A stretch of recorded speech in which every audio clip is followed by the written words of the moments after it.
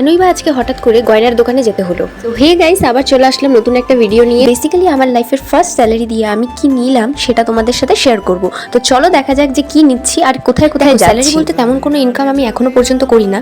নেহাত কিছুদিন হলো আমার কাছে একটা ভাই পড়ে। পাশাপাশি তোমাদের এটাও জানানো হয়নি আমার যে আমাদের বাড়িতে একটা নারুগোপাল আছে। প্রথম থেকেই মনে হয়েছিল যে আমি যেইটুকু টাকা উপার্জন করব ফার্স্ট স্যালারি দিয়েই আমি নারুগোপালকে একটা গিফট দেব। আর এখানে আমি যেই জিনিসটা খুঁজছিলাম সেই জিনিসটা আমি পাচ্ছিলাম না, প্রায় বেশিরভাগ দোকানেই ছিল না। প্রায় 5 থেকে 6টা দোকান খোঁজার পরে তারপরে গিয়ে একটা দোকানে আমরা পেয়েছি। একটা কালেকশন না থাকলেও সেই কয়েকটা কালেকশনই এত সুন্দর সুন্দর যে সেখানকার মধ্যেই আমার একটা এতটা পছন্দ হয়ে গিয়েছিল, তখনই আমি ভেবে নিয়েছিলাম যে আমি সেটাই নেব।